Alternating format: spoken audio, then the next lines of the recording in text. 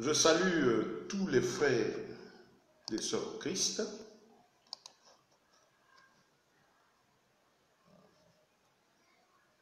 Bonsoir à toute la grande famille et qui prennent plaisir à suivre nos études bibliques que nous avons démarrées il y a de cela quelques jours. Et je suis très heureux de me retrouver encore ce soir avec vous pour partager ce trésor, ces choses merveilleuses que la parole de Dieu révèle au sujet de notre monde.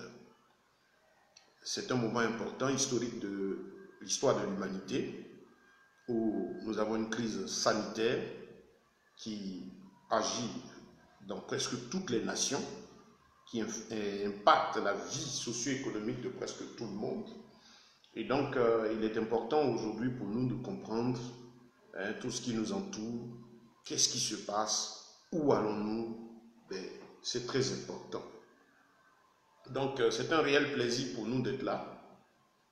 Je suis l'apôtre Ben, je suis missionnaire, votre frère en Christ, chargé de partager avec vous les oracles de notre Seigneur. Vous savez, le Seigneur a dit ceci: je suis la lumière du monde, et celui qui me suit ne marchera pas dans les ténèbres. C'est vraiment assez important pour nous donc d'être éclairés. Nous avons commencé ces études, mais compte tenu de certaines petites difficultés que nous avons eues lors des premières séances, nous reprenons vraiment les choses au début avec de meilleurs moyens d'enregistrement. Là, comme ça, en cas de coupure sur Facebook, comme on a vécu la dernière fois, et sachez que les vidéos sont enregistrées et donc seront mises à disposition de tout le monde via notre compte YouTube. Voilà. Merci à tous ceux qui se connectent. Invitez vos amis à nous suivre, c'est très important, car le Seigneur a dit: celui qui me suit ne marchera pas dans les ténèbres. Que Dieu vous bénisse, que sa grâce soit donc renouvelée pour tout un chacun de nous ce soir encore. Et salut à tous les frères et sœurs qui sont en ligne. Je crois que nous allons commencer. Que Dieu vous bénisse, qu'il fasse en sorte que ceci contribue fortement à édifier la foi des uns et des autres. Voilà, très important pour nous. Et donc, sur ce, nous allons commencer notre étude. Le thème central, c'est le monde à la lumière de la Bible. Ou si vous voulez, où va notre monde? Beaucoup de choses se passent actuellement et qui nécessitent que nous, en tant qu'enfants de Dieu, nous les comprenions, nous sachions nous orienter, parce que ce ne sont pas des événements qui devraient nous surprendre. Pourquoi? Parce que notre Seigneur a pris le temps de nous révéler ces choses. Et Jésus pouvait dire ceci dans la Bible, quand il parlait aux disciples, il dit: je vous révèle ces choses pour que quand elles arriveront, vous ne soyez pas surpris, mais que vous vous souveniez que je vous avais déjà prévenu. Il est important pour le Seigneur que nous, ses enfants, soyons éclairés, soyons instruits au sujet des événements de ce monde. C'est très important pour Christ. Vous verrez que tout au long de son ministère, il a pris le temps d'avertir les apôtres, de leur dire ce qui allait arriver. Et même quand vous lisez la Bible, vous verrez que après que le Seigneur soit remonté au ciel, les apôtres ont continué de vivre, marcher, vivre leur foi. Et il y a de façon particulière, en plus des révélations qu'il a données un peu à tout le monde, vous allez voir que de façon particulière, l'un des apôtres, Jean, qui avait été isolé sur l'île de Patmos, persécuté, mais par la main de Dieu, ces hommes accomplissaient la volonté de Dieu. Dieu a isolé cet homme-là sur l'île de Patmos, où il a pris le temps de lui révéler tout ce qui allait se passer jusqu'à la fin du monde. Et donc, c'est très important pour nous, chrétiens, d'être orientés, d'être instruits, d'être éclairés. Je veux dire aux frères et sœurs en Christ qu'un chrétien qui écoute les informations, qui les suit, doit pouvoir comprendre ce qui se passe. Parce que Jésus a dit, dans Jean 8, le verset 12, « Je suis la lumière du monde ». Jésus est la lumière du monde, qu'est-ce que ça veut dire? Je reviens encore sur ce passage, c'est très important. Et celui qui me suit ne marchera pas dans les ténèbres, mais il aura la lumière de la vie. Notre Seigneur veut nous faire comprendre là que ce monde vit, il marche, il avance, mais il se trouve que l'esprit qui est derrière les actions menées dans ce monde est ténébreux. Parce qu'il lui est la lumière. La lumière a pour rôle d'éclairer. Donc il parle du monde qui est en face et le monde, donc, selon la parole du Seigneur, est sous la puissance du prince de l'air. Le prince de l'air qui n'est autre que le diable que nous connaissons. Et donc, c'était très important pour Jésus de faire cette précision dans notre esprit. Je suis la lumière du monde. Ça veut dire que nous sommes dans le monde, comme il a dit, mais nous ne sommes pas du monde. Et donc, nous y vivons, des choses se passent sous nos yeux. Et il est impératif pour notre maître, notre Seigneur, notre Sauveur à nous, que nous les comprenions ces événements. C'était très important pour Jésus. Voilà donc pourquoi il a dit, je suis la lumière du monde. Très important. Et celui qui me suit, il ne marchera pas dans les ténèbres. Donc Jésus appelle le système, le fonctionnement de ce monde ténèbres. Quand même il fait jour ou quoi, le Seigneur parle de l'esprit qui est dans ce monde. Les intentions qui sont dans ce monde. Depuis que le péché est devenu maître de la vie des hommes, le Seigneur donc vient nous faire comprendre que le monde étant sous la puissance du prince de l'air, il est impératif pour nous chrétiens de comprendre qu'il y a un esprit qui gouverne ce monde et auquel ce monde a été vendu depuis longtemps, scène du péché, depuis l'histoire de la loi, jusqu'à la fin des temps que lui, Dieu, a dédié à l'histoire de l'humanité. Et donc c'est très important. Et c'est donc important pour nous, qui sommes à ce moment précis de notre histoire, de comprendre les événements. Qu'est-ce qui se passe? On va où? Il y a quoi? Qui est derrière? Nous ne serons pas là pour citer des noms, ce n'est pas notre travail. Jésus a dit qui m'a établi juge entre vous. Mais nous serons là par l'Esprit de Dieu pour dénoncer ce qui est du malin, pour nous aider, nous enfants de Dieu, à comprendre qui est derrière. Quelles sont les œuvres des ténèbres dévoilées selon la parole?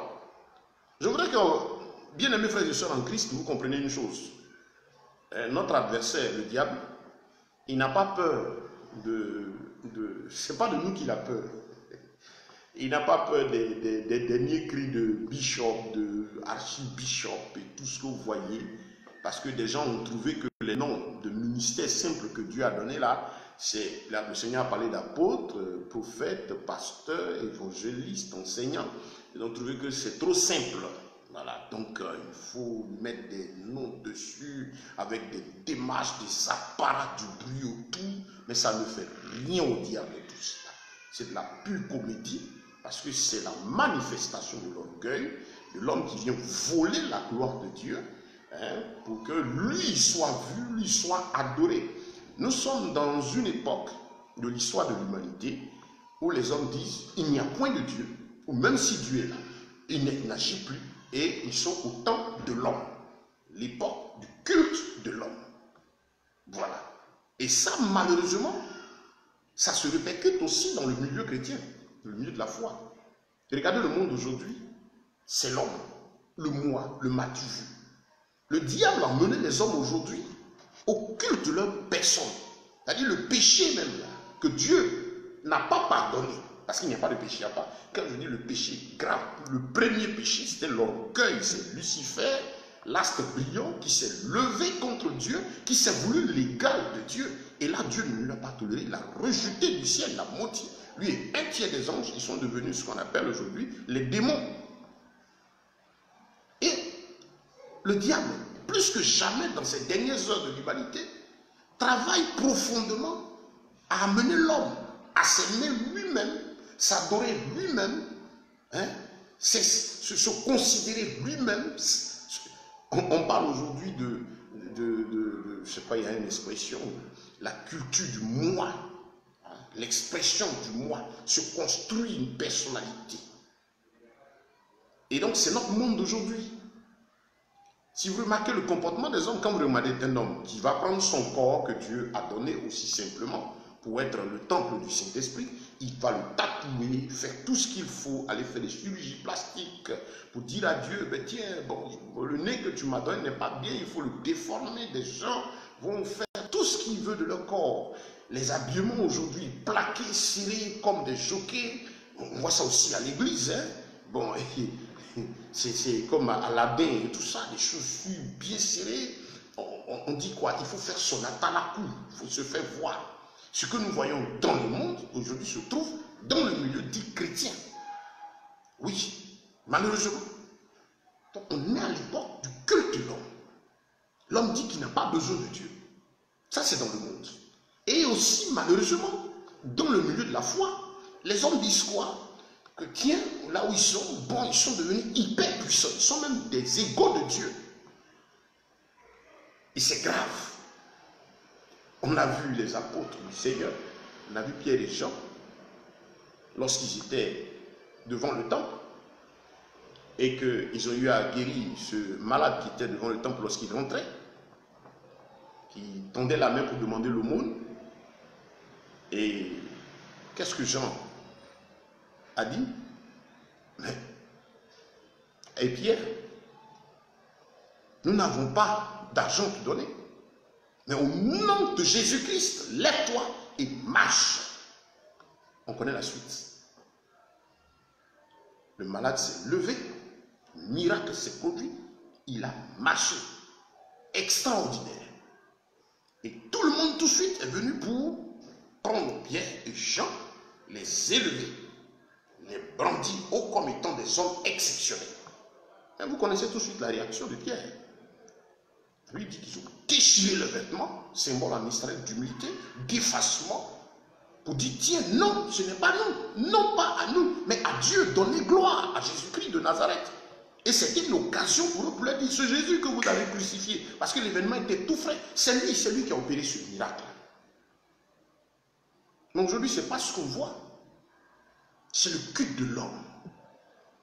Regardez le monde, nous sommes dans les dernières heures de l'humanité. Et le péché est devenu un mode de vie. L'iniquité s'adore. Tout ce qui est contre nature, c'est ce que les hommes font. La désobéissance à la parole de Dieu. Par le mondain. Et la falsification de la parole de Dieu dans le milieu dit croyant. Pour ne pas dire chrétien. Donc, bien aimé, des choses se passent. Des gens disent, mais tiens, où est Dieu? Voici un mal qui sévit, sorti de nulle part. On dit un nouveau virus. Il n'existait pas avant, il est quitté où? Le nouveau temps qui sème la panique partout.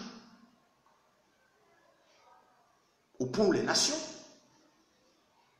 se voient secouées. Il y a beaucoup d'échanges. Nous, en Asie, puis on les regarde. Chacun se bat pour ses intérêts. La peur, psychose est dans l'esprit des gens. Et effectivement, il y a des morts. Parce que vous savez combien de morts il y a eu déjà en Occident.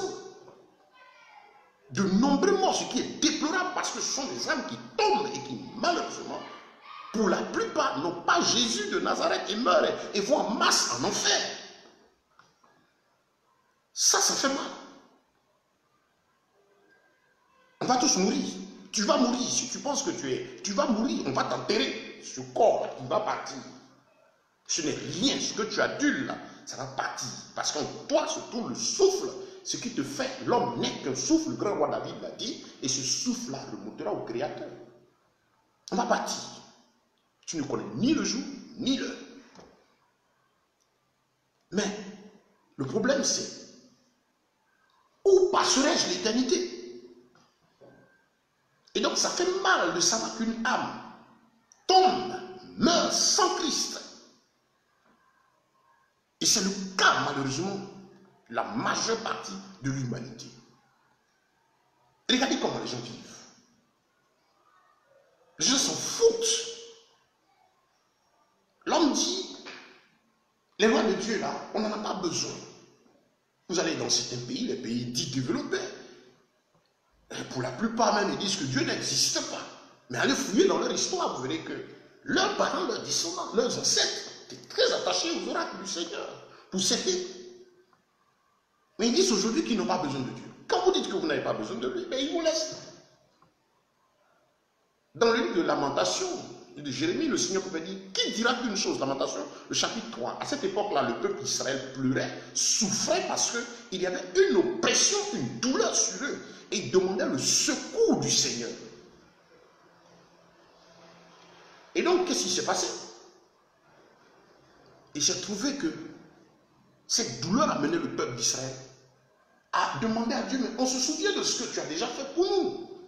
Pourquoi est-ce qu'on souffre? Jérémie, devant pleurer, se lamentait. Et au Seigneur de venir lui dire, non, non, je ne prends pas plaisir à tout ce qui se passe. Non. Comprenez que ce sont vos péchés. Parce que moi, Dieu, je suis sur mon trône, je continue de travailler. Qui dira qu'une chose arrive? Qui dira? Qui qu'il soit? Quelle armée? Quelle puissance? Quel roi? Quel individu?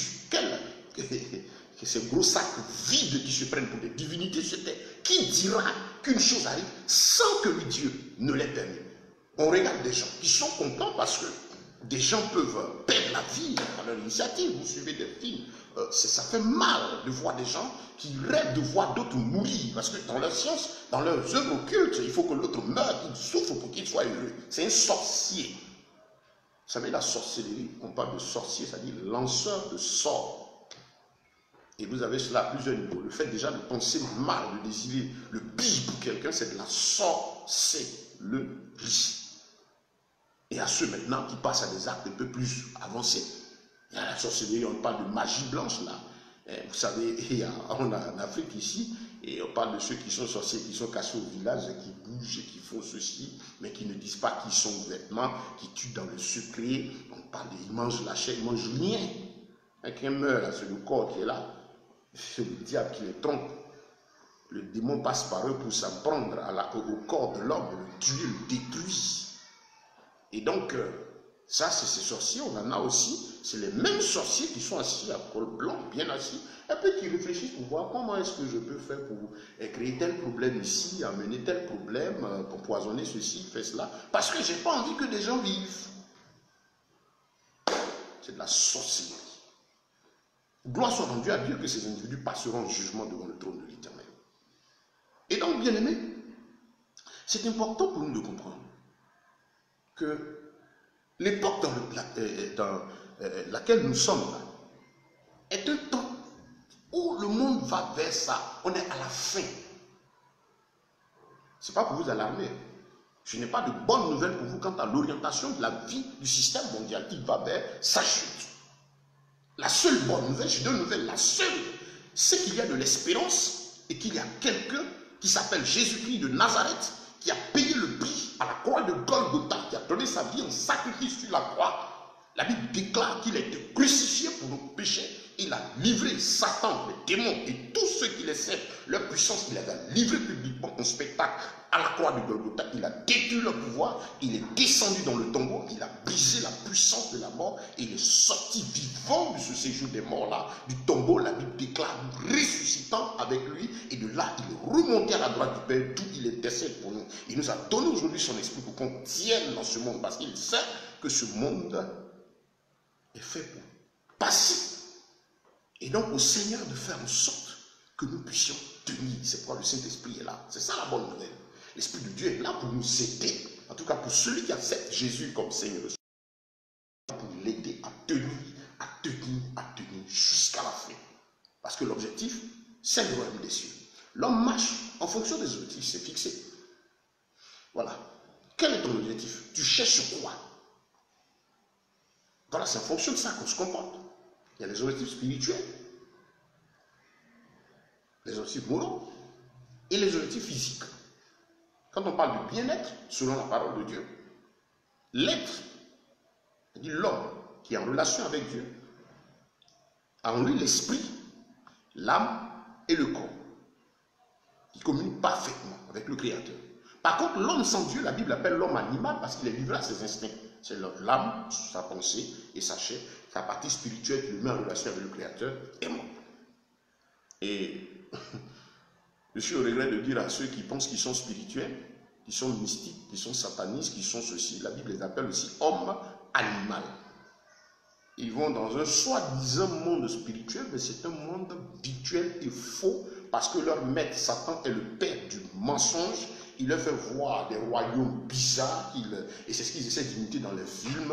Ils vont dans les Stargate, ils font ceci, ils font cela, ils font les Vikings, les quoi que ce soit, tout ça. C'est du rêve, vous imaginez, et c'est nul, et de nul effet, et nul en a venu, c'est du faux, parce que celui qui vous inspire ça est menteur et menteur dès sa naissance, dès ses entrailles. Il y a deux endroits. Le royaume des cieux dans la présence de l'Éternel Dieu, ou malheureusement le séjour des morts, qui va dériver dans le feu de la géhenne, le lieu de condamnation réservé à Lucifer. Donc, chers bien-aimés, où va ce monde? Moi, je crois en Jésus-Christ. Je suis disciple de Christ. J'ai donné ma vie à Jésus. J'ai fait des expériences et j'ai côtoyé le système, beaucoup de choses. Mais Jésus m'a sauvé. Il m'a donné la grâce de le connaître. Bon, quelqu'un peut dire qu'il ne croit pas en Jésus. C'est pas sa faute parce qu'il n'a pas eu la grâce d'avoir la révélation du Fils de l'homme. Mon frère, quand Jésus ouvre tes yeux, tu vois le véritable sens de la vie. Et donc, voici, bien-aimés, notre époque est un monde chaotique. Rien ne va. Regardez la vie des hommes, l'immoralité. Le péché est enseigné. Vous allumez votre télévision, si vous allez suivre dans les bandes dessinées, on apprend déjà à l'enfant, depuis le bas âge, tout ce qui est abominable. Tout ce qui est immoral. Vous allez sur des chaînes pour adultes, c'est le chaos. Qu'est-ce que les enfants vont retenir? Quand on fait la promotion de l'immoralité, parlerait d'homosexualité, c'est malade. J'ai vu deux individus là. On dit qu'ils se sont mariés, c'est deux hommes. Et il y a un, je n'ai pas compris, il est dans sa chair d'homme, il va porter une robe. Avec sa barbe là, il est en robe. Et puis l'autre homme est en costume. Et on les unit. Et puis, je me suis demandé, mais ils vont faire combien d'enfants? Il faut leur souhaiter beaucoup d'enfants. Et c'est terrible de voir ces individus dire on va adopter des enfants. Mais ce sont ceux-là qui trouvent qu'il y a trop d'hommes sur la terre. Mais tu as pris ton ami homme, il faut l'enseigner. Au commencement, quand Dieu a créé l'homme et puis la femme, il a fait homme-femme. Il a fait cette relation-là pour pouvoir donner la procréation. Mais tu dis que tu es homo. Mais si un homme et une femme ne s'étaient pas mis en relation, tu ne serais pas apparu. Maintenant, comme ils ne veulent plus suivre la loi de Dieu, ils ont décidé de faire des enfants dans des éprouvettes. C'est le chaos. Où va notre monde?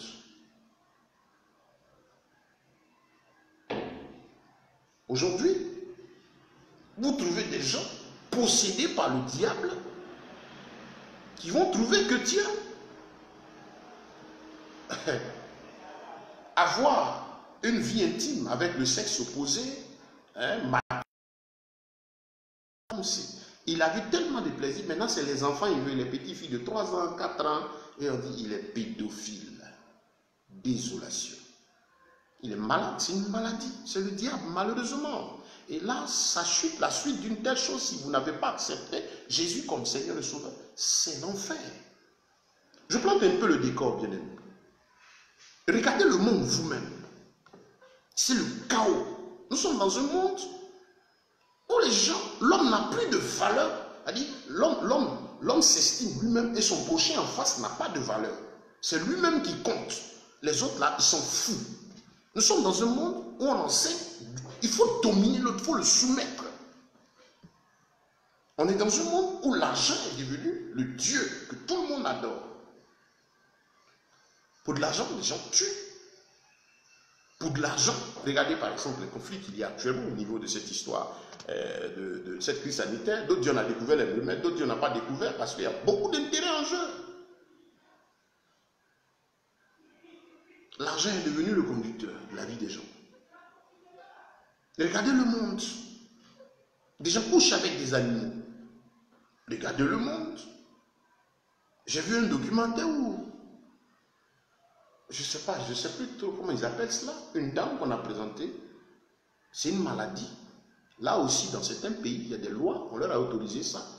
Elle, son amour, c'est un mur. C'est sur un mur qu'elle fantasme. C'est triste. Regardez le monde. Les gens disent qu'ils ne veulent pas de Dieu. Celui qui nous a créés a donné sa loi, qui est la Bible, la parole de Dieu, révélée depuis la Genèse jusqu'à l'Apocalypse, qui est l'ensemble des lois, des ordonnances et de tout ce dont l'homme a besoin pour pouvoir vivre sur cette terre à l'aise, tranquille et mourir en paix, retourner vers le Créateur. La Bible est la notice de la vie. Mais vous n'en voulez pas.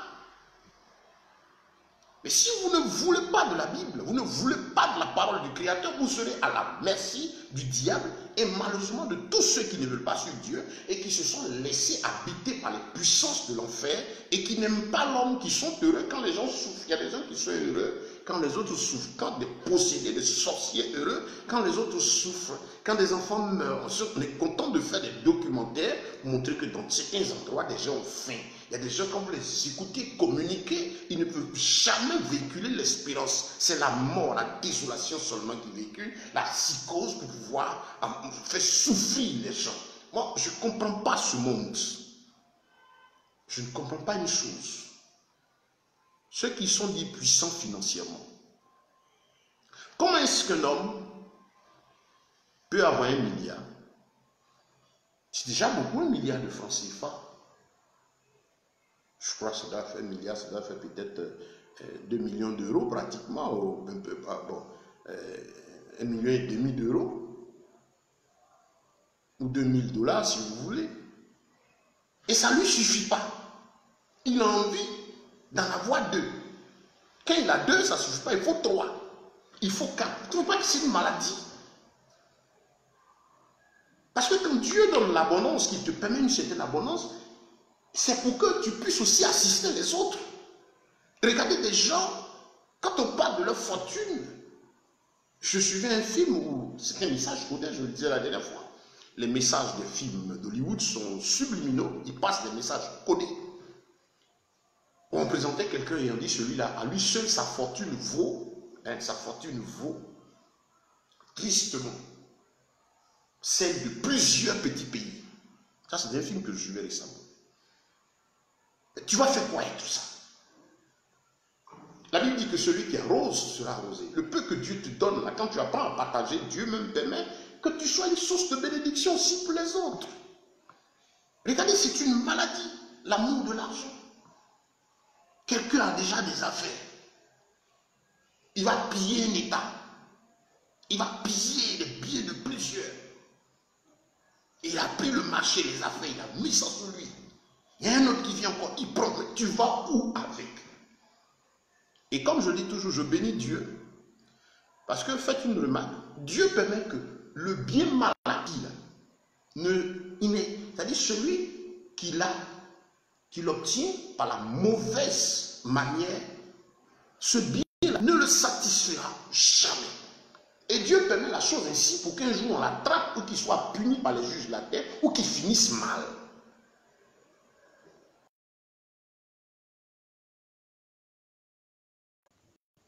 Là, vous m'excusez, c'est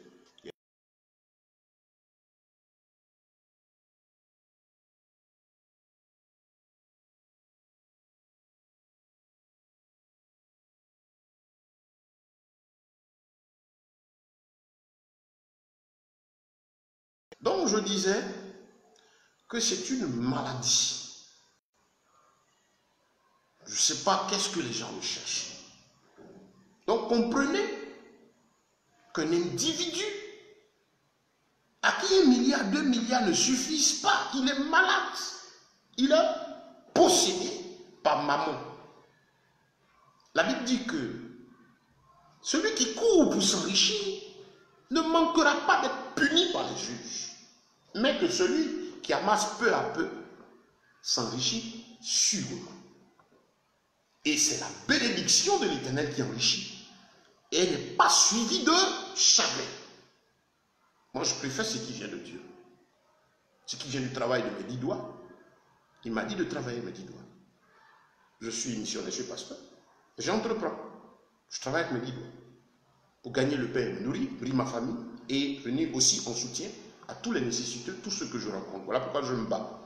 Je ne suis pas à la recherche de milliards, ça ne m'intéresse pas. Je ne suis pas à la recherche, c'est pas ça ma recherche. Je recherche les moyens pour pouvoir être utile aux autres et poursuivre le travail que Dieu m'a donné de faire. C'est un capital pour moi. Bien aimé, regardez le monde vous-même.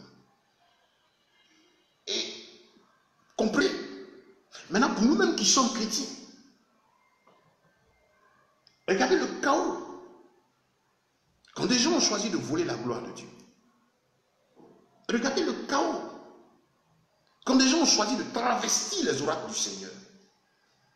Regardez le chaos. Quand des gens mentent pour avoir de l'argent. Regardez le chaos. Quand des gens ont choisi d'utiliser l'évangile pour s'enrichir. Je vous conseille de lire le livre de 1 Timothée chapitre 6. Où Paul pouvait dire à Timothée, fais attention. Car des gens qui enseignent que la piété est source de gain. Car ces gens, ils ne sachant rien, enflés d'orgueil, enseignent que la piété est source de gain. Ces gens-là n'ont rien dans leur tête. C'est des voleurs, des bandits, des pillards. Je veux prendre ce passage de la Bible et le lire. Je vous conseille de lire vos Bibles. Si vous prenez l'habitude de lire vos Bibles, de faire comme les chrétiens de Béret, quelqu'un parle, il sort un verset de son contexte, asseyez-vous, prenez votre sang-froid, vous êtes assis s'il soit en assemblée ou à tout vous écouter. Faites comme les chrétiens de Béret. Ils parlent, prenez votre Bible. Il sort un verset. S'il veut seulement sortir le verset, il y a des versets sortis qui sont très clairs. Maintenant, il y en a qui nécessitent que vous lisiez un peu plus haut et un peu plus après pour avoir la bonne compréhension. Quand par exemple vous pillez, vont vous dire ceci. Le Seigneur a dit à G2, verset 8, l'or et l'argent va partir. Donc faites ceci, Dieu va vous bénir. Mais il ne voudra pas commencer à partir du verset 1. De même à G2 là. Chapitre 2, à partir du verset 1. Fortifiez-vous et travaillez. J'ai dit qu'on va avoir les études sur le travail, sur l'entrepreneuriat. Comment on travaille? Le travail qui permet la tranquillité, la prospérité matérielle et financière, dans la stabilité, dans la crainte de Dieu, sans vraiment aller vendre son âme au diable. Et donc voilà. Et il va prendre le verset de AG2, le sortir de son contexte. Va vous avoir. Donc je disais tout à l'heure, dans le Timothée, voilà. Qu'est-ce que Paul disait à Timothée? Laissez-moi voir. Je suis dans ma version, voilà, 1 Timothée, esclave, ainsi de suite, car nous n'avons rien apporté. Voilà, 1 Timothée chapitre 6. Paul disait, je vais prendre à partir du verset 2, enseigne ces choses et exhorte. Si quelqu'un enseigne autrement et ne se range pas de saines paroles à celle de notre Seigneur Jésus-Christ, à la doctrine qui est selon la piété, écoutez bien, il est enflé d'orgueil. Ne sachant rien, il est vide spirituellement, mais ayant la maladie des questions oiseuses, il est malade, et des disputes de mots, d'où naissent l'envie, les querelles, les paroles injurieuses, les vains soupçons, les vaines disputes d'hommes, écoutez bien, hommes corrompus dans leur entendement et privés de vérité. Ils sont privés de la vérité. Ces hommes-là estiment que la piété est une source de gain. C'est-à-dire le fait d'accepter Jésus. Écoutez le message de Dieu. Viens Jésus, tu auras. Viens ici, tu auras. Viens ici, tu auras. C'est pas ça la base du message. Non, je regrette. Le message de l'évangile à celui qui entend la parole de Dieu, c'est l'appeler à la nouvelle naissance, à la repentance, à accepter Jésus. Parce que voilà où va ce monde. C'est pour cela que Christ est venu sur cette terre. Pour le salut de l'humanité. Les miracles sont des éléments participant à l'œuvre de Dieu dans le but d'accomplir la volonté de Dieu.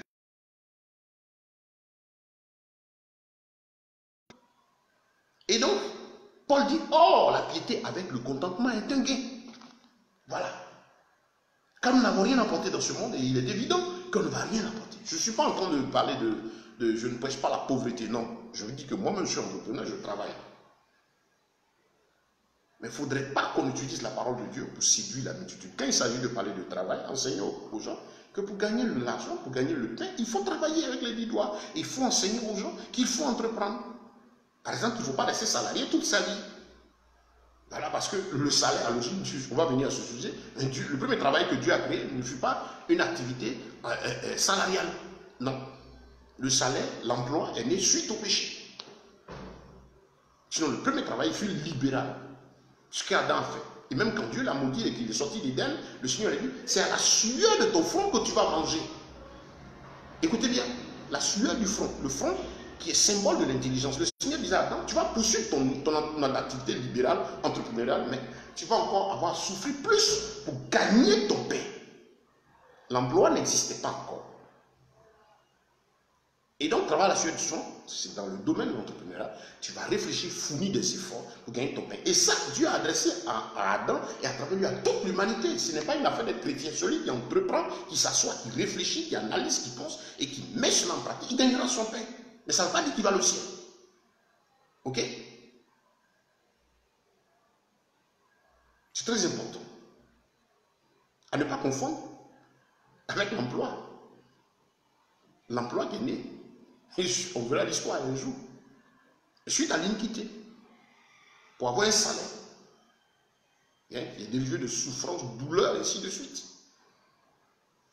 Donc, bien aimé, voilà un peu tout ce qui se passe autour de nous. Si on veut énumérer la vie du monde, on n'en finira pas. Mais c'est important qu'on rappelle cela. Parce que les gens disent, non, Dieu est bon, il est amour, il est compatissant, il est amour. Et les gens se présentent le Créateur avec ce qu'il arrange. Paul disait ici à Timothée, parlant de l'argent, que la piété avec le contentement est un gain. L'œuvre de Dieu commence par amener l'homme à le louer, le magnifier dans ce qu'il a, dans ce qu'il est pour la gloire de Dieu, bénir Dieu et apprendre à être heureux avec le peu qu'on a. Et à partir de là, la grâce de Dieu nous fait grandir. Mais on dit non, si tu viens à Jésus, tu as ceci. Mais les gens viennent, ils n'ont rien. Parce que le monsieur qui fait son programme, qui fait sa veillée, qui fait ses 3 jours de bénédiction, ça, comme je disais, beaucoup vont se fâcher, mais ce n'est pas mon problème.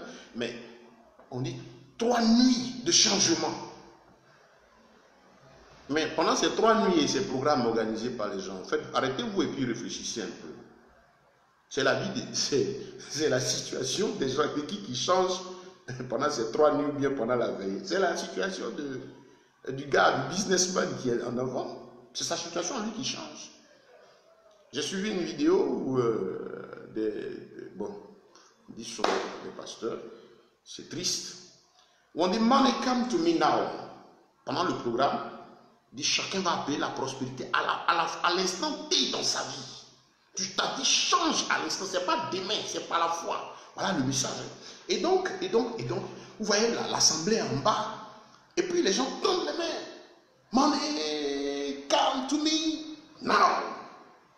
Et le prédicateur aussi est sur la chaise là-bas avec ses acolytes. Eux aussi, come to me now. Ils ont fait ça 3 fois. Maintenant, après, qu'est-ce qui se passe? Le peuple maintenant, sur l'estrade, ça, ce n'est même pas dans les paniers. Chacun court maintenant venir verser son argent sur l'estrade parce qu'il vient de recevoir l'argent là. L'argent lui est venu tout de suite. On dit qu'il faut parler à l'argent. Mais arrêtez-vous et puis réfléchissez. Money come to me now. Voilà la foule qui dit come to me now. Voilà le gars en haut là-bas, dans sa chaise royale, monsieur le Dieu, petit D, qui vole la gloire de Dieu, lui aussi come to me now. Mais quand ils finissent de prier, l'argent est venu à qui?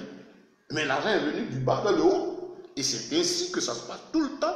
Et les gens se font escroquer, vider. On va aborder ce sujet aussi. Donc, frères et sœurs, nous sommes dans un monde où règne le chaos dans le monde en général, le chaos dans le milieu dit de la chrétienté, de ceux qui devaient croire en Dieu. Et je disais qu'ici, chaque religion, Dieu, ce qui me plaît, c'est que toutes reconnaissent l'existence du Créateur. Mais malheureusement, chacune s'est fait une voix.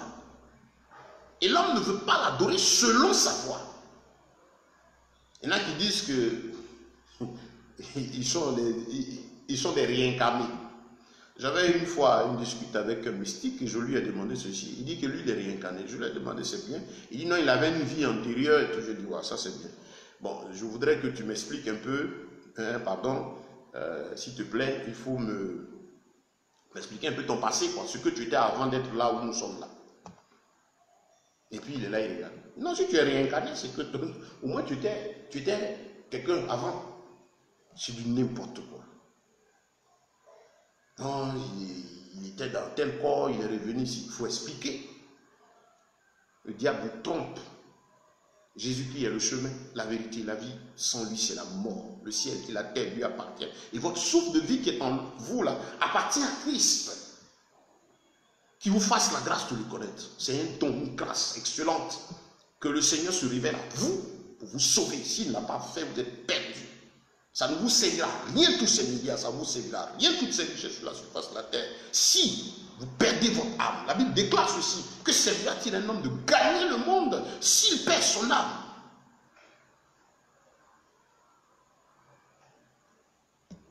Pensez à votre éternité. La grande question que Dieu te pose, c'est où passeras-tu l'éternité? Et ça, c'est ce que l'homme fuit. Il y en a qui se réfugient derrière les bouteilles, derrière le plaisir, derrière la côte, tout ça, parce qu'ils veulent fuir. Dieu soit loué, il a mis en nous le souffle, l'âme, cette partie-là qui soupire toujours après l'être suprême. Et vous ne pouvez pas empêcher cela. Et le diable va vous diriger, puisqu'il ne peut pas arrêter cette soif de la recherche de Dieu, il va vous diriger ça et là. Mais tant que l'âme n'a pas rencontré sa véritable source d'origine, qui est le Dieu vivant, à travers Jésus-Christ de Nazareth, vous allez toujours être insatisfait. Frères et sœurs, je suis très heureux de parler avec vous. Notre monde ne va pas bien et il n'ira pas de mieux en mieux. Parce que tel qu'il est parti, il a décidé de vivre sans Dieu. Les hommes ne veulent pas de Dieu. Les hommes ne veulent pas de la loi du Seigneur. Quand même, ils essaient de prier. Ils veulent se fabriquer la loi. Ils se créent des règlements pour les arranger. Les religions se présentent Dieu sous plusieurs formes. Ah, il y a certaines. Dieu est amour. Il est compatissant. Il est tout clément. Ils ont des statuettes. Ils ont beaucoup de choses. Et il faut toujours pitié. Aie pitié de moi. Prends pitié de moi. Ça, ils sont toujours dedans. Parce que ce Dieu qu'ils adorent là, il doit toujours avoir pitié. Et ils ont tout un système créé autour pour dire, alors tu peux aller faire tout ce que tu veux, mais il faut toujours faire pitié.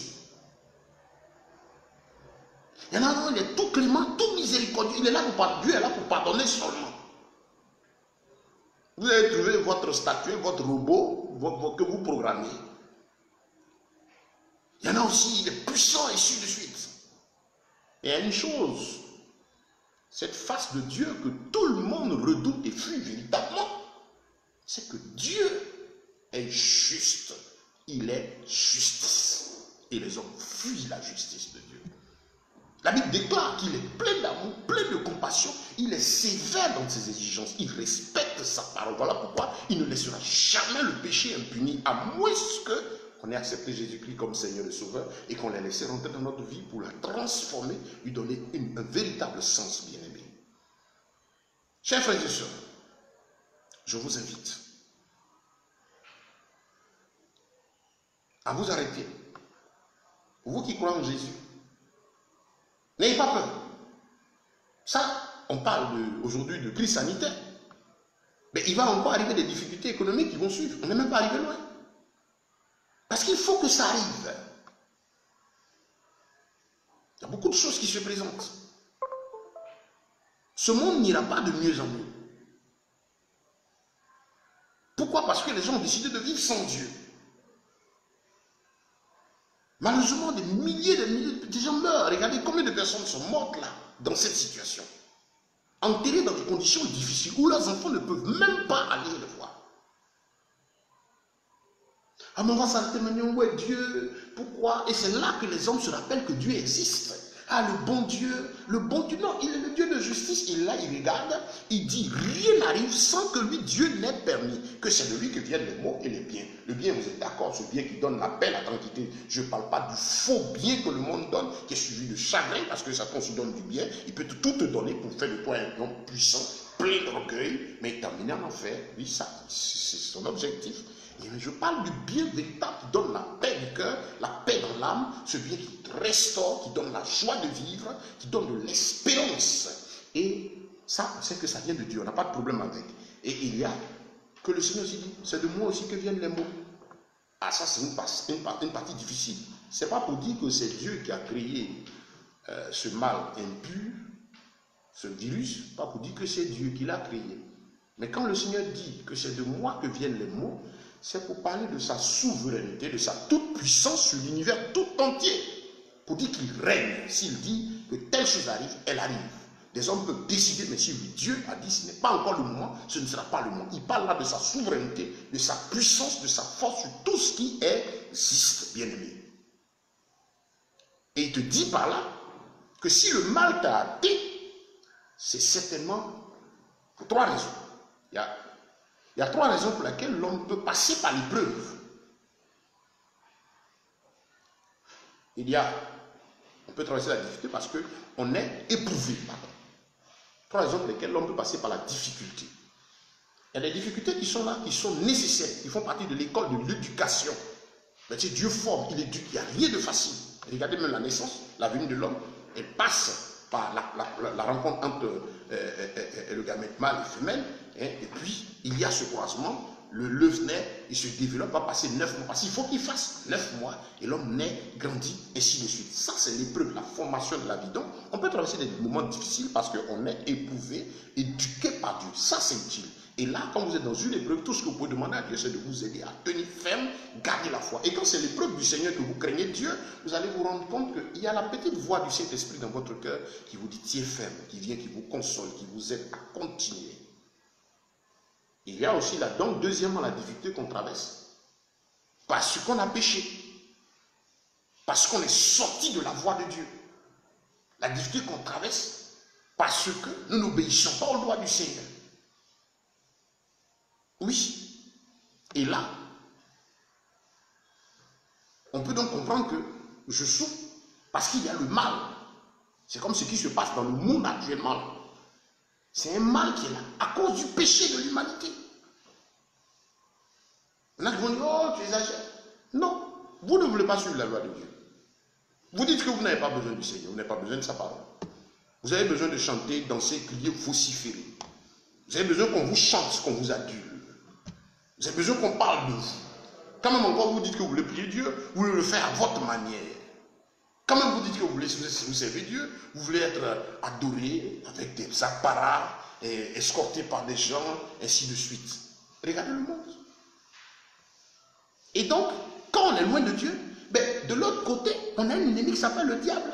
Et avec lui, ceux aussi qui ont dédié la vie au diable et qui choisissent de détruire. Parce que le rôle du diable, c'est de détruire. Donc le diable respire le mal. Donc quand vous n'êtes pas sous l'abri du Très-Haut, vous ne reposerez pas à l'ombre du Tout-Puissant. Et donc vous êtes à la merci de tout esprit impur qui veut vous nuire. Voilà. Quand nos gouvernements, nos nations, ne veulent pas de la loi de Dieu, comme dans certains endroits, on tue des gens parce qu'ils parlent de Jésus. Qu'est-ce que vous voulez? C'est de moi que viennent les mots et les biens, dit l'Éternel.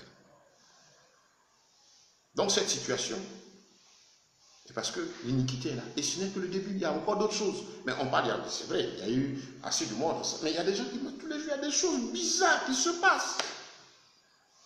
Donc voilà, planter le décor de notre monde. Ça ne va pas. Mais il y a de l'espérance. Jésus-Christ de Nazareth est vivant. Moi, je ne suis pas un homme sans espérance. Je suis tranquille, je vis, je suis en paix. Je sais où je me trouve. Je sais que je suis dans le monde et que je ne suis pas de ce monde-là. Et pour te dire, dans ce monde, je garde ma relation tranquille avec mon Dieu. Je n'ai pas de problème si on me dit d'être en quarantaine. Bon, chez nous, par exemple, il y a un coup-feu de 21h à 5h du matin. Ce n'est pas un problème pour moi parce que je n'ai pas l'habitude de me promener la nuit. Quand je finis de travailler et que je rentre chez moi, je suis chez moi, je sors de ma maison à 6h du matin. Donc, je n'ai pas de problème avec. Mais c'est un problème pour celui qui, après avoir travaillé, va passer tout son temps en plein air avec des Miss Côte d'Ivoire, des gens nus, des gens avec des... Vous voyez, aujourd'hui, l'homme, la tête que Dieu a donnée, les cheveux, on va avoir des coiffures, des crêpes, des barbes, des décors, des cheveux rouges et tout, des extraterrestres. Et puis on dit non, c'est l'idole, c'est la star. On va aller dans un endroit, il prend le micro, il te chante, tu prends l'argent, puis tu jettes. Tu jettes, tu es maudit quand tu le fais. Parce qu'on te chante. Et le diable te met dans une disposition où tu as problème avec Dieu. Parce que la Bible dit quoi? Dieu fait grâce aux hommes, mais il résiste aux orgueilleux. Et regardez ce que le diable fait, comme je disais tout à l'heure. Le péché même qui est devenu culte aujourd'hui, c'est l'orgueil. Et l'orgueil amène la rébellion à Dieu et l'opposition de Dieu aussi. Parce que Dieu n'aime pas l'orgueil. Frères et sœurs, que Dieu nous aide. Que sa force et sa grâce soient avec chacun de nous. Voilà l'état de notre monde qui se trouve à une période de l'humanité où on est plus loin de la fin pour passer dans quelque chose. Moi, je suis content parce qu'il faut un nouveau monde. Ça, dans 10 ans, on ne pourra plus se promener. Je me demande même dans 5 ans, 10 ans, qu'est-ce qui va se passer? Vous avez des enfants, des petites filles, des enfants qui sont des techniciennes en impudicité, bourrées de démons. La vie sexuelle, qui est quelque chose de sacré, de précieux, est devenue une chose. Quelque chose que Dieu a fait, il a béni. Quand vous voyez les films, les gens appellent ça galipette. Ça dit, vous écoutez, on s'en fout. Allez regarder des chaînes de débauche, de promotion de l'immoralité. Vous dites, en fait, quand vous le voyez, ils s'en foutent. Mais vous vous en foutez. Pendant que vous le faites, le diable aussi, il inspire les gens à vous faire du mal. Bien aimé, le monde est sous la puissance des ténèbres. Malheureusement, le milieu de la foi aussi, nous sommes à une époque de l'Église où l'apostasie, c'est-à-dire la parole de Dieu falsifiée, domine. Malheureusement. Et ça va se faire, ça va s'aggraver. Voilà une période compliquée où des gens ont des nécessités, des gens ont besoin d'aide et de soutien. Certains vont faire des vidéos pour les maudire, pour demander aux gens d'envoyer l'argent, gardez, ne touchez pas. Mais rien ne bouge. C'est difficile la vie économique des gens. Mais ils ont accumulé beaucoup d'argent, ils peuvent au moins aider des nécessiteux, acheter des sacs, partager. Pour une fois au moins. Donc voici, je vais bientôt m'arrêter pour ce soir. J'ai dit que l'étude reprenait. Et c'est l'introduction. Nous sommes toujours dans l'introduction. Il y a tellement de choses à dire. C'est une longue série d'études. Tous les lundis et tous les jeudis, de 18h30 à 20h, nous serons là pour vous aider davantage à comprendre les profondeurs de l'écriture. C'est important pour nous, bien-aimés. C'est très, très, très, très important pour nous. La journée, moi, je travaille. J'ai des formations que je donne. Je suis entrepreneur. Je suis consultant aussi biomédical. Il y a beaucoup de choses que j'ai apprises, beaucoup de routes. Et je n'oublie pas ce qui me fait ma foi en Jésus-Christ. Je travaille pour que j'ai les moyens de pouvoir parler de Christ, de pouvoir aider une multitude, de pouvoir annoncer l'évangile avec la force et les moyens de Dieu, sans avoir à souiller le témoignage du Seigneur. Donc, bien-aimés, Jésus nous aime. Il ne prend pas plaisir à voir tout ce qui se passe. Mais sachez que si ça a lieu, c'est à cause du monde et de l'unité. La porte de sortie, c'est d'accepter Jésus comme Seigneur et Sauveur. Et comme j'ai dit, nous démarrons nos études. La Bible est merveilleuse. Je disais d'entrée que le diable n'a pas peur de révérend, de bishop, tout ça, ça ne lui dit rien. La seule chose dont le diable a peur, c'est la parole de Dieu annoncée en esprit et en vérité. Le diable a peur de ça, la Bible. The precious word of God. The devil fears that. Le diable a peur de ça. Parce que cette Bible-là le dénonce, le dévoile en profondeur. Et donc, il faut pour lui empêcher les gens de lire. Il occupe celui qui n'a pas Dieu pour qui dit, oh, la Bible, c'est une vieille histoire. Regardez, ces temps, on dit, non, on a découvert des livres ici. Tout ça ne veut pas qu'on lise. Mais moi, je ne comprends pas ceux qui disent qu'ils sont mystiques, qu'ils sont ceci. Vous dites quelque chose n'est pas vrai. Laissez les gens, laissez-nous tranquilles. Moi, je crois en ma Bible, laissez-moi avec ma Bible. Si ce n'est pas vrai, pourquoi vous voulez l'interdire? Si ce n'est pas vrai, pourquoi vous voulez modifier? Si ce n'est pas vrai, pourquoi vous opposez quand on prêche? Pourquoi? C'est votre attitude démontre que la Bible est vraie. Elle est vraie. Je dis toujours que cette opposition, tous ces critiques, tous ces mensonges, oh, la NASA est partie ici, ils ont découvert les tables de Moïse de l'autre côté, Judas n'était pas très... Pourquoi tout ça? Si ce n'est pas vrai, occupez-vous de vos affaires puis laissez les gens tranquilles. Mais votre combat est la démonstration de ce que la Bible est vraie. Et ça, le diable en a peur, parce qu'elle révèle qui il est, ses intentions. Les satanistes, ceux qui se plaisent, qui pensent qu'ils vont hériter le royaume de Satan avec lui, ils en ont peur, parce qu'ici est dénoncé, mis à nu, tout ce qui concerne le parcours des hommes. Chers frères et sœurs, je suis heureux de passer ce précieux moment avec vous. Donc déjà, aujourd'hui est jeudi, le mardi, le lundi, nos études c'est le lundi et puis le jeudi, le lundi à 18h30, nous allons démarrer le livre de Daniel. Pourquoi le livre de Daniel? Parce que dans ce livre-là, Dieu a pris le temps de révéler ce qu'on appelle l'ossature du temps.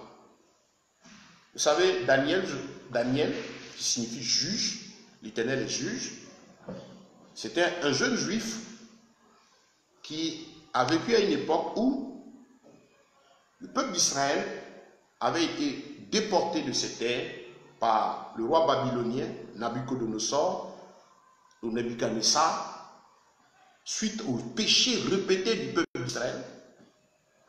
Nebuchadnezzar est venu mettre fin à la puissance du peuple d'Israël sur les nations, en détruisant le temps, en prenant le peuple juif et les amenant en esclavage dans les terres. C'est là qu'a commencé ce qu'on appelle le temps des nations. Et ce temps des nations, c'est lui qui dure jusqu'à présent. Mais il va finir. Et donc, Daniel a eu le temps par l'Esprit de Dieu. Parce qu'arrivé un moment, il s'est rendu compte que l'esclavage qu'Israël devait subir, selon les prophéties, en Babylonie devait durer 70 ans. Il restait juste quelques années. C'est là qu'il s'est mis en retraite. Il a commencé à prier parce que pour lui, il a compris que bientôt Israël devait retourner sur cette terre. Mais bien au-delà, quand il a commencé à intercéder, Dieu va lui révéler, au-delà de ce retour physique sur la terre, ce qui va suivre dans la suite des temps jusqu'à la fin par rapport au peuple d'Israël et par rapport à la vie des nations. C'est très intéressant, très passionnant le livre de Daniel. Et c'est là que vous allez voir la grande statue que le roi de Nebuchadnezzar a vue. Nebuchadnezzar, oui, il a vu une grande statue, divisée en 4 grandes parties. Les 4 grandes civilisations qui ont dirigé le monde. Nous sommes dans la dernière. On verra tout cela. Et au fur et à mesure, avancez. Et vous comprendrez qu'il n'y a pas de hasard sous les cieux. Aujourd'hui, nous allons vers la numérisation de tout. Et pour nous qui sommes chrétiens, on dit, ah tiens, attention, tout devient numérique. Est-ce que ce n'est pas la marque de la bête? Non, non, c'est pas ça. On est dans le chemin. Voilà. On va étudier la monnaie, ce que c'est que l'argent numérique aujourd'hui, à ne pas confondre avec la puce, la caisse. Où on va, ça va nous aider. On va étudier un peu l'orientation politique du monde.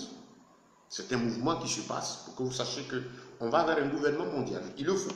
Parce qu'il faut que la bête, c'est-à-dire le gouverneur mondial, s'installe pour dominer le monde.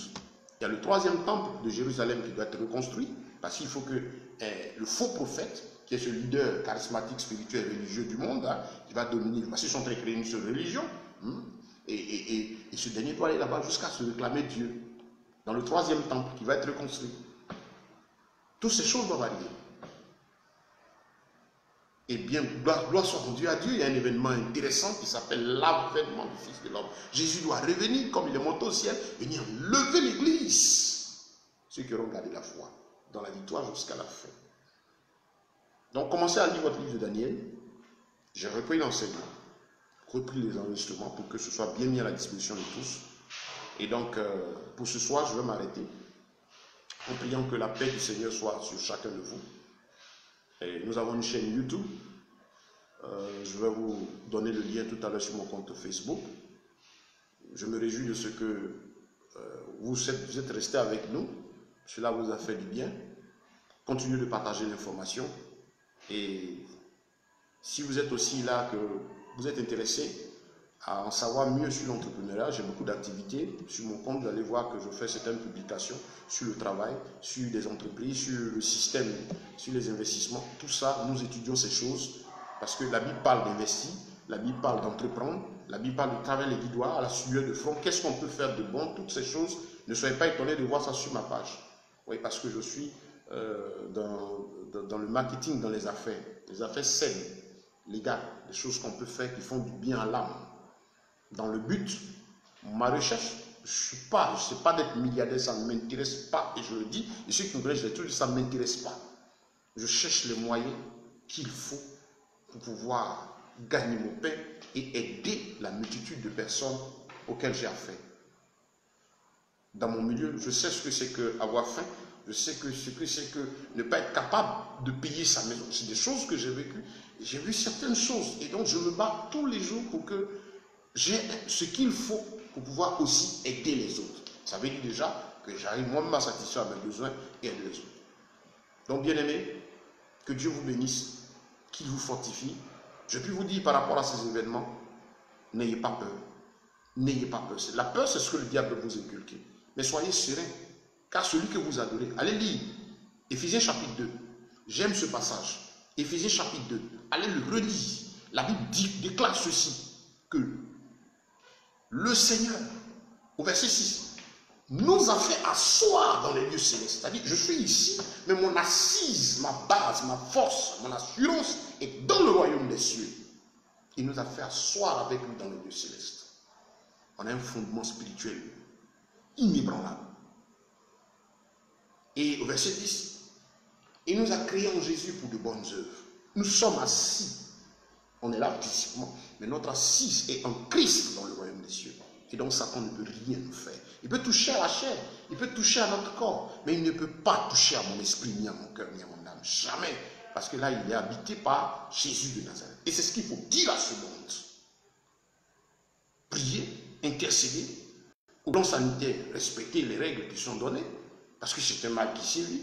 Je ne veux pas dire que comme je suis chrétien que j'ai foi. Par exemple, je prends la rue, il y a un gros nuage de poussière qui passe, il est dangereux pour la santé, une fumée toxique qui passe. Et donc, comme j'ai la foi, je vais aspirer. Non, ça va faire du mal physiquement.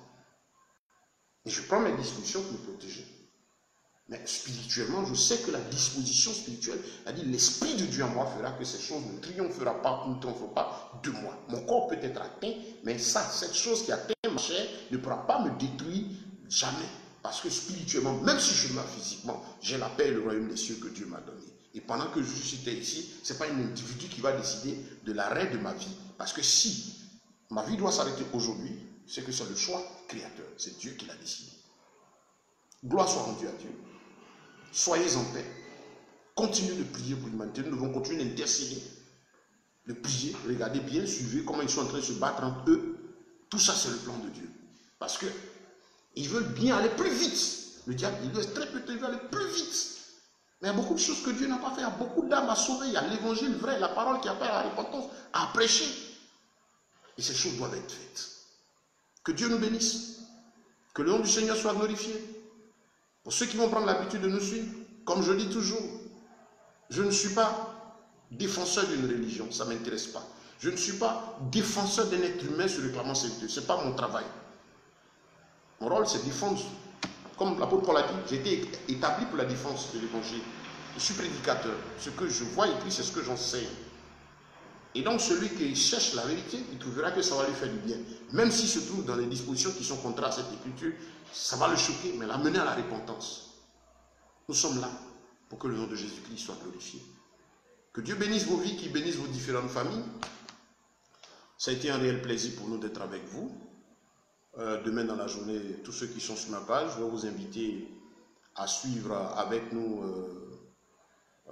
demain. Nous serons en conférence internationale au niveau de notre entreprise où je travaille par rapport aux activités lucratives. Je vais mettre l'invitation sur mon compte demain. Et donc demain à 21h GMT, vous pourrez suivre avec nous des formations pour pouvoir vous aider à voir comment gagner votre pain. Que faire dans ces moments de crise? Parce que sachez que quand il y a des crises, il y a des naissances d'opportunités. Ça, c'est au plan matériel. Qu'est-ce que vous pouvez faire? Qu'est-ce qui peut vous aider? Donc, sur ma page, je vous inviterai à suivre les visioconférences que nous avons tous les mardis et tous les vendredis aussi, en ligne avec l'administration de l'entreprise. On travaille ensemble.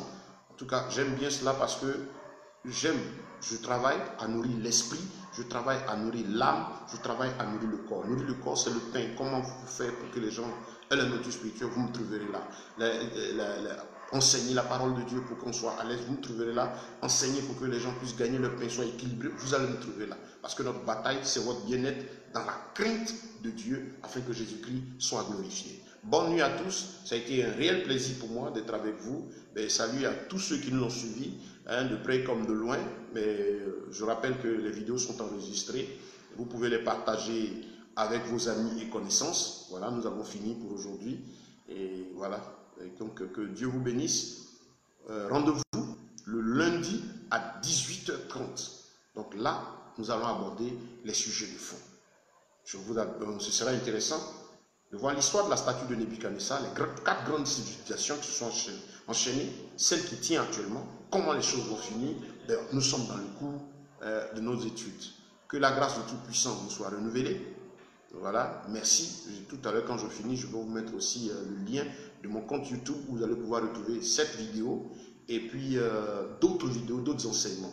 Je demandais aussi à ceux qui sont intéressés, il y a des livres, des études bibliques, des livres que j'ai faits qui sont à disposition de tous gratuitement. Je vous invite à les avoir. Vous envoyez simplement, vous contactez Inbox pour vous envoyer votre mail, on vous envoie ces documents.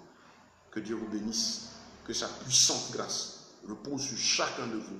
Si vous n'avez pas Jésus-Christ de Nazareth, que vous êtes des amis que j'ai et qui me suivez, ce qui fait ma force, pour voir, on parle, on vous dit, tiens, monsieur Ben, voilà, tout ceci, cela, mais je vous dis que ma force, c'est Jésus de Nazareth. C'est ce Dieu-là que je suis depuis 30 ans. Il est tout l'essence de ma vie. Il est ma force. Il est mon soutien. Ce n'est pas un développement personnel, non, c'est son esprit en moi qui me fait vivre et qui me fait avancer et tenir. Donc si vous êtes mes amis, je vous dis qui est ma force? C'est Jésus de Nazareth. Oui, c'est lui qui me donne toujours le courage et l'amour de faire ce que je fais et de le faire aussi tranquillement, honnêtement. Que Dieu vous bénisse, que sa puissante grâce repose sur vos vies. Si vous n'avez pas Jésus, je vous invite à l'accepter. Il est incontournable, majestueux. C'est la paix avec Jésus, la tranquillité de l'esprit. Avec Jésus, mon âme dort en paix. J'ai de l'assurance. Je me lève le matin, je viens au travail. Il m'inspire ce que je dois faire. Où est-ce qu'il faut aller courir? Qu'est-ce qu'il faut faire? Je le fais avec abnégation, avec pleine consécration, mais dans la crainte de Dieu. Je ne vends pas mon âme. Et si vous êtes en Christ et que vous m'écoutez, bien-aimés frères et sœurs en Christ, que Dieu vous bénisse, qu'il vous fortifie. Tenez ferme, continuez de prier, continuez de travailler, cherchez votre nom honnêtement et persévérez, car Jésus-Christ est Seigneur. Il est toujours sur son trône. Ils n'ont pas descendu. Et j'ai l'habitude de dire, le jour où je vais avoir peur, je n'ai pas peur, je n'ai pas de crainte. Tout le monde, je me lève, j'ai de l'espérance tous les jours, je suis content. Ma joie, quand je me lève, c'est que Jésus est vivant. J'ai dit, mais il est sur son trône. Mais je craindrai, j'aurai peur. Le jour où on va me dire qu'il n'est plus sur son trône, alors là, je serai déboussolé. Mais comme on ne m'a pas encore dit ça, je suis tranquille. Et comme je sais que nul dans le ciel, sur la terre, au fond des mers, au fond des abîmes, ne peut toucher, ne peut s'approcher de lui. Et que ce Dieu règne sur les puissants de ce monde. Il règne sur les nations. Il règne sur les armées les plus puissantes. Il règne sur tous ceux qui se réclament glorieux. Regardez, quand le tonnerre gronde, quand la pluie sort, tous ces plaisantins d'orgueilleux qui se réclament fort sont assis chez eux, attendent que ça passe. Un simple souffle, un simple bruit de la nature. Combien l'Éternel Dieu est grand. Ce Dieu-là est vivant. Qu'il vous bénisse, qu'il veille sur vous. Et rendez-vous donc le lundi. Amen.